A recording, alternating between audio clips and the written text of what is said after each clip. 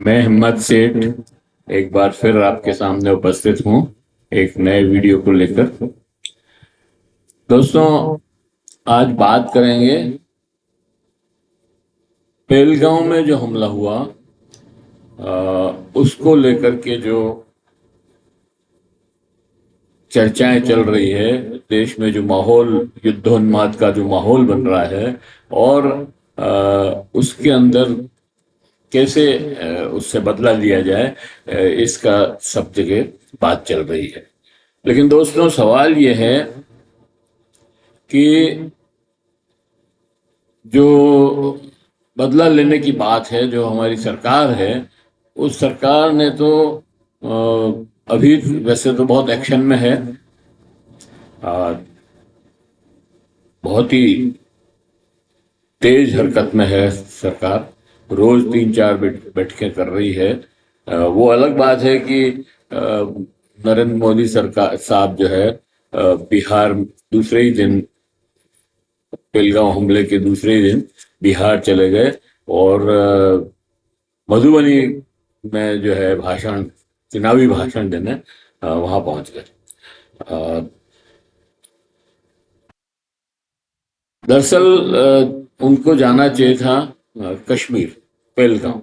वहाँ के वहाँ की सिचुएशन देखते, वहाँ के अस्पतालों में जो घायल भर्ती हैं वहाँ, उनसे मिलते, उनसे बात करते और इस तरह से मतलब वो करना चाहिए था, लेकिन उन्होंने वो नहीं किया।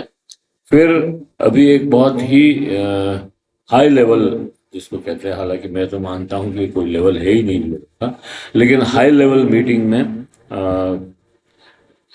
सेना के अधिकारी, जनरल तीनों सेना के, गृह मंत्री, रक्षा मंत्री और सुरक्षा सलाहकार रावल साहब, ये सब मिलकर के बैठक की। और उसके बाद मंत्रिमंडल की बैठक भी हुई और मंत्रिमंडल की बैठक में ये तय हुआ और उसके बाद ये घोषणा हुई, मतलब अश्विनी वैष्णव ने की या धर्मेंद्र प्रधान ने, पता नहीं, लेकिन जिसने भी ये घोषणा की कि सिंधु जल समझौता, हाँ, एक तो ये घोषणा की कि सिंधु जल समझौता सस्पेंड करना है। बिल्कुल पानी नहीं जाएगा, मतलब एक बूंद बूंद तरसेगा पाकिस्तान। और आ, और हमारे यहाँ के जो जिम्मेदार मीडिया है, खासतौर से जो गोदी मीडिया है, उसने वो फोटो भी दिखाए कि देखो ये प्यासा मर रहा है पाकिस्तान, बूंद बूंद पे तरस रहा है, भूखे मर रहा है और ये सारी खेती सूख गई है, वो सारा दिखा दिया। लेकिन अभी तक दोस्तों एक बूंद पानी भी नहीं रुका है। तो इसके साथ ही पाकिस्तानी जो वैधानिक तरीके से भारत आए थे, तो उन्हें वापस जाने के लिए कह दिया और 48 घंटों में उन्हें भारत छोड़ने की का नोटिस दे दिया। और इसी तरह की बहुत सारी चर्चाएं हुई, बहुत सारे डिसीजन हुए, मतलब अटारी बॉर्डर बंद कर दी गई। और लेकिन जो महत्वपूर्ण घटना है, दो अभी उन्होंने जो दो घटनाएं, मतलब दो घोषणाएं की है, उसके ऊपर, उसमें से मैं एक पे चर्चा करूंगा। एक का कल हमने वीडियो बनाया था, जाति जनगणना के ऊपर हमने एक पूरा वीडियो बनाया था, एक मैं और बनाऊंगा जाति जनगणना के प्रभाव को लेकर के। लेकिन आज हम चर्चा करेंगे कि पाकिस्तान से कैसे बदला लें, इसके ऊपर कैबिनेट मीटिंग हुई और ये हाई लेवल मीटिंग हुई जिसमें सब सेना के अधिकारी, जनरल्स और डावोल साहब वो सारे लोग थे। बात पूरी करें उसके पहले ये अपील, अगर आपने हमारे इस YouTube चैनल को अभी तक भी सब्सक्राइब नहीं किया है तो सब्सक्राइब कर दें, बेल आइकन दबाना न भूलें, और अगर वीडियो अच्छे लग रहे हैं तो लाइक करें, फॉरवर्ड करें और दूसरे सोशल ग्रुप्स में डालें, लोगों को बताएं, अपने मित्रों को भी बताएं, परिजनों को बताएं कि ये चैनल सब्सक्राइब करना चाहिए। कमेंट बॉक्स में जाएं, कमेंट लिखें, सुझाव दें, आपके कमेंट और सुझाव में और बेहतर करने की ओर अग्रसर करेंगे। तो दोस्तों, मैं ये बात कर रहा था कि पाकिस्तान से कैसे बदला लें। सवाल ये है कि अभी हमने ये भी जांच नहीं की है कि वो टेररिस्ट कैसे आए। सबसे पहले तो इस बात की जांच होनी चाहिए या ये पता लगाना चाहिए कि टेररिस्ट आए कहाँ से, किस जगह से घुसे अंदर, हमारी सीमा में कैसे घुसे टेररिस्ट, कौन जिम्मेदार है उसके लिए। उसके ऊपर जो है उसको सजा मिलनी चाहिए, उसके ऊपर कार्रवाई होनी चाहिए। फिर आप देखिए कि वो आए, बात मतलब गोली मारी, बात की, कहा मोदी को बता देना जाके, और उनसे पूछा कि भाई आप मुझे क्यों नहीं मार रहे हो, तो कहा मोदी से बता देना। फिर पैंट खुलवाई, कलमा पढ़वाया, पता नहीं मतलब इतनी फुर्सत में थे वो कि आराम से सारा काम हो रहा था। आधा घंटा तक वो यहाँ रहे, मतलब और फिर न तो उनको किसी ने पकड़ा, न किसी ने उनके एनकाउंटर किया, न उनके ऊपर किसी ने गोली चलाई, और न किसी ने पीछा किया। मतलब ये मतलब हिंदुस्तान के ही नहीं, मेरी समझ में वर्ल्ड के इतिहास में आतंकवादी गतिविधियां जहां पे भी हो रही है, उसमें ये पहली घटना होगी कि जो इस तरह से संपन्न हुई। तो ये हमें पता लगाना पड़ेगा, पहले हमें ये जानकारी होनी चाहिए कि वहां सिक्योरिटी लैब्स कैसे हुआ, सिक्योरिटी किसने हटाई उस घाटी से, पहल पहलगांव से, उस घाटी से जहां वो दर्शनीय स्थल है, लोग जाते हैं वहां पे। 2000 आदमी थे वहां, सैलानी थे वहां पर, और कोई पुलिसकर्मी नहीं था, सेना का सिपाही नहीं था, सेना का अधिकारी नहीं था, कोई सेना के जवान नहीं थे, मतलब पूरी तरह से खुला था मामला। तो और कहते हैं कि एक दिन पहले ही हटाई थी ये सेना। तो ये किसके कहने से हटाई, और ये सब नहीं करके, और सरकार जो है पाकिस्तान पाकिस्तान पाकिस्तान कर रही है। पाकिस्तान से बदला लीजिए, अब कोई तो दिक्कत नहीं है, अगर पाकिस्तान का हाथ है तो जरूर उसके हाथ काटिए, लेकिन पहले ये पता तो कर लें कि ये किसकी डिजाइन है, उसके बाद जो है बदला लेने की बात करें। खैर, अभी तो ये हो रहा है कि मीटिंगों में भी और सब जगह, सोशल मीडिया पे भी, और पूरे देश में एक वातावरण बन गया है कि युद्ध होने वाला है, और इधर युद्ध होने वाला है, युद्ध का उन्माद फैलाया जा रहा है, और इधर सरकार अपनी जिम्मेदारी से बचने के लिए ये घोषणा करवा रही है कि हमने सेना को फ्री हैंड दे दिया है। अरे भाई, सेना को फ्री हैंड क्यों दे दिया आपने? फ्री हैंड दे दिया ठीक है कि भाई सेना चाहे जहां पे हमला करे, कैसे वो तय करे कि कहाँ करना है, कब करना है, कैसे करना है, ये सब, और क्या करना है, ये सब सेना के अधिकारी तय करेंगे। ठीक है, कोई बात नहीं इसमें भी, लेकिन सवाल यह है कि सरकार क्यों पीछे हट गई। और सरकार और सेना हमला करने का काम तो सेना कर देगी, लेकिन जो इकोनॉमी उससे गड़बड़ होगी, या आपके पास कितना राशन है, कितनी सरहद है, कितना कितनी तैयारी है, ये तो सरकार को ही देखना पड़ेगा ना, या ये भी सेना देखेगी। हमारे यहाँ सेना का राज नहीं है, हमारे यहाँ लोकतंत्र है, और हमारे यहाँ चुनी हुई सरकार। तो चुनी हुई सरकार अपनी जिम्मेदारी से कैसे बच सकती है?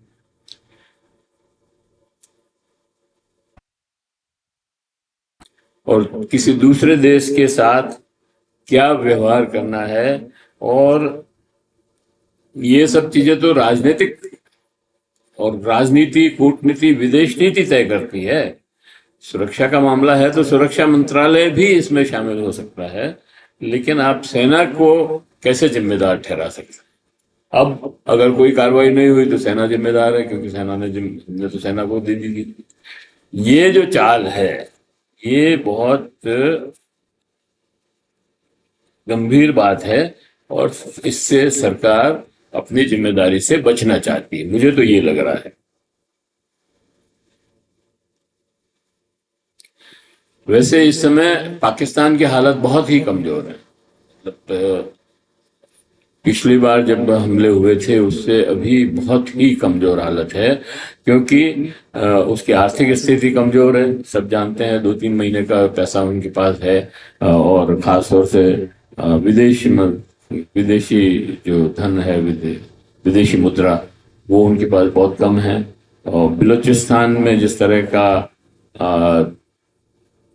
विद्रोह हो रहा है लगातार, और वहाँ की मतलब बलूचिस्तान में तो पैरेलल सरकार चल रही है, वो तो पाकिस्तान की सरकार को मानते ही नहीं है। उन्होंने जो एक कठपुतली वहाँ बिठा रखा है प्रांत के अंदर, वो उसकी बात नहीं मानते हैं। मतलब कहना चाहिए 1/4 बलूचिस्तान में उनका ही कब्जा है। और इधर खैबर पख्तून में भी तहरीक तालिबान पाकिस्तान जो आतंकवादी गुट है वो बहुत सक्रिय है। सिंध प्रांत में भी सरकार विरोधी माहौल है। तो इस समय मतलब पूरे पाकिस्तान में एक पंजाब में थोड़ा बहुत ठीक है, बाकी तीनों प्रांतों में बहुत ही ज्यादा गड़बड़ है। तो ये सबसे अच्छा समय है अगर उनसे बदला लेना है, अगर पीओके वापस लेना है तो अच्छा समय है। लेकिन सिर्फ पाकिस्तान के इससे नहीं चलेगा ना मामला। मामला हमको देखना पड़ेगा कि चीन भी उसके साथ है, और चीन ने अगर अपनी बॉर्डर खोल दी तो हमको 2 बॉर्डर पे लड़ना पड़ेगा, और अगर बांग्लादेश ने भी साथ दे दिया तो हमको 3 बॉर्डर पे लड़ना पड़ेगा।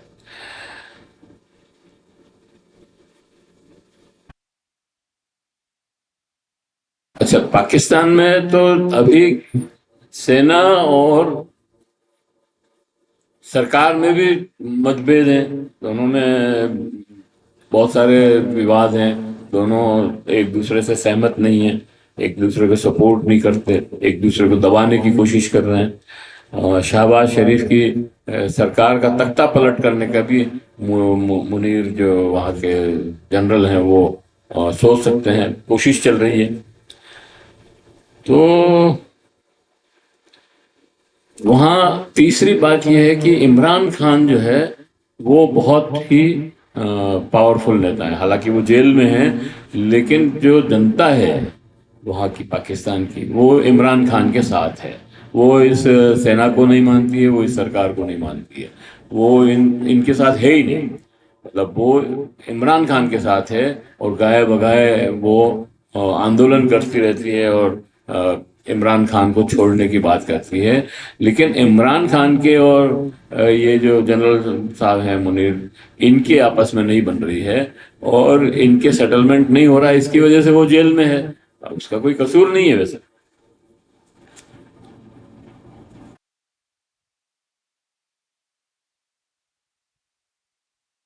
तो भारत के जो नरेंद्र मोदी हैं, पाकिस्तान पर हमला करने का निर्णय करने से घबरा गए हैं।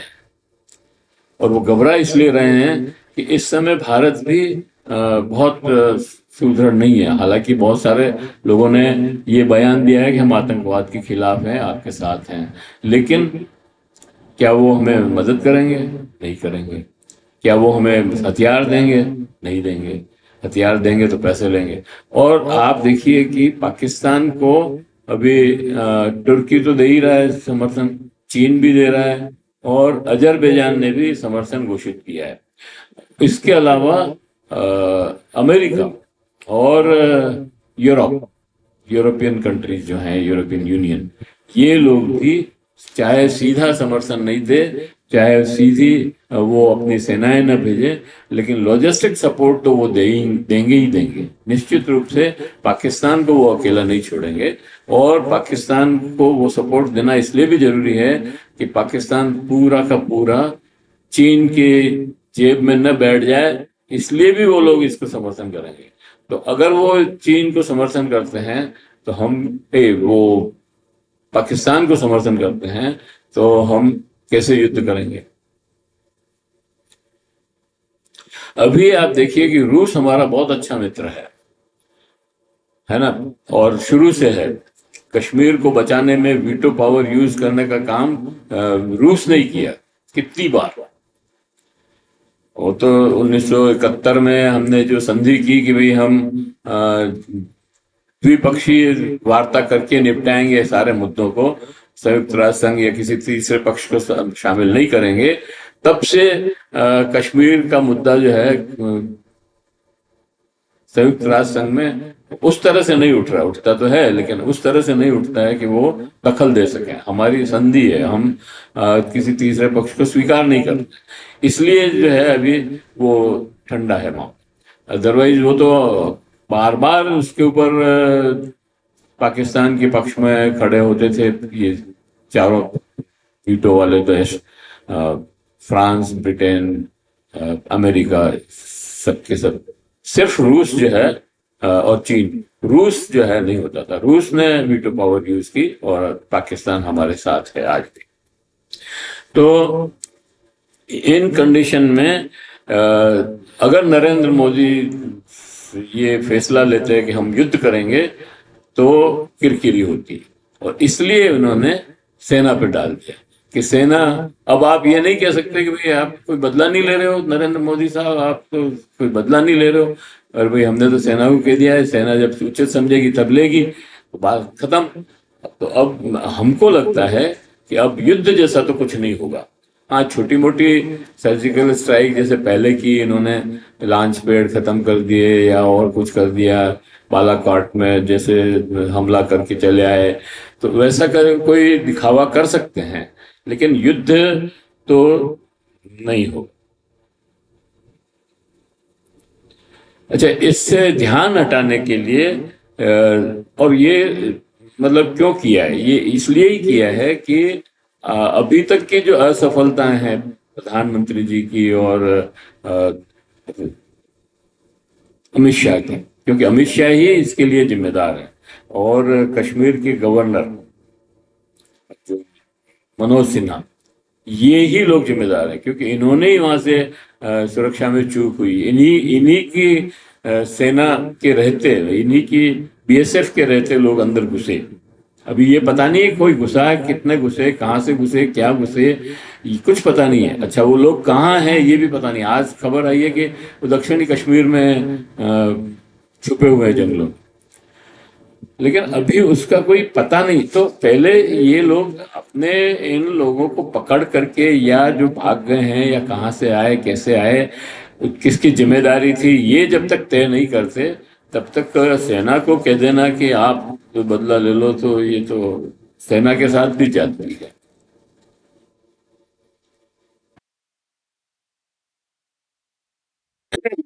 और नरेंद्र मोदी साहब ने कल एक घोषणा और कर दी,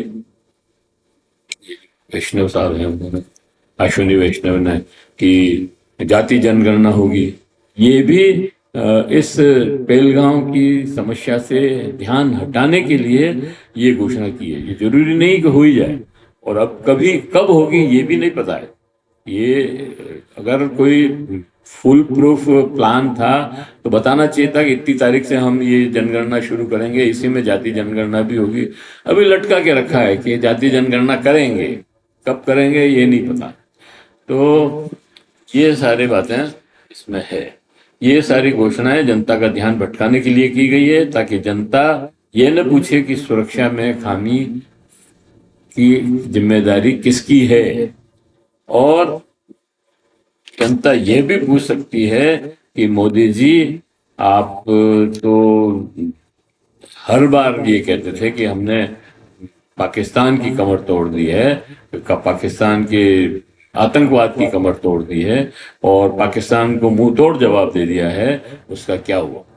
नोटबंदी की थी आपने, तब भी कहा था कि आतंकवाद खत्म हो गया है, इसकी कमर टूट जाएगी, और नकली नोट जो है, नकली करेंसी जो आती है वो बंद हो जाएगी। अनुच्छेद 370 हटाया, तब भी आपने यही बात की कि कश्मीर में शांति हो जाएगी, और आतंकवाद की हमने कमर तोड़ दी है इससे। और सर्जिकल स्ट्राइक और एयर स्ट्राइक और ये सब जो नाटक किए थे, उसमें भी आपने यही बातें कही थी। तो आखिर ये टूटी हुई कमर वाला आदमी बार बार खड़ा कैसे हो जाता है, ये आतंकवाद फिर से खड़ा कैसे हो जाता है? जब कमर ही टूट गई या मुंह तोड़ दिया आपने, तो फिर ये वापस कैसे आ जाते हैं, इसका जवाब चाहिए। तो ये जवाब कहीं जनता मांग न ले, इसके लिए सेना को आगे कर दिया गया।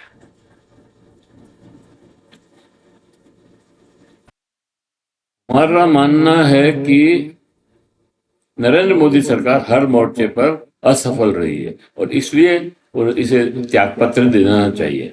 समय रहते कदम उठा लें, नहीं तो श्रीलंका और बांग्लादेश जैसे हालात भी हो सकते हैं। तो ये कुल मिलाकर के बात है कि सेना को आगे करके आप छुपना चाहते हैं, आप अपनी जो जिम्मेदारी है उससे बच नहीं सकते और आपको ये जवाब तो देना ही पड़ेगा कि सुरक्षा में लैप्स कैसे हुई और आप बार बार कमर तोड़ दे रहे हो तो आतंकवाद की, फिर आतंकवाद कैसे खड़ा हो रहा है। या तो आप पहले झूठ बोल रहे थे या अभी आप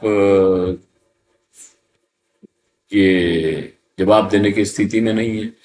तो इसी पॉइंट पे मैं इसको खत्म करता हूँ। आशा करता हूँ कि आपको ये पसंद आया होगा वीडियो, हमारी बातचीत, और अगर पसंद आई हो तो लाइक करें, फॉरवर्ड करें और सोशल ग्रुप्स में डालें, लोगों को बताएं कि असलियत क्या है और सेना को फ्री हैंड देने की असलियत क्या है। तो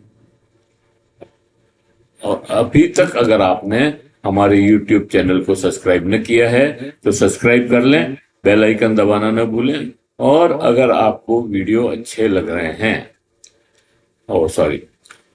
अगर आप कमेंट करना चाहते हैं तो कमेंट करें, कमेंट बॉक्स में जाएं, कमेंट करें, सुझाव दें। आपके कमेंट और सुझाव हमें और बेहतर करने की ओर अग्रसर करेंगे। जय हिंद, जय भारत, धन्यवाद। मिलते हैं फिर किसी और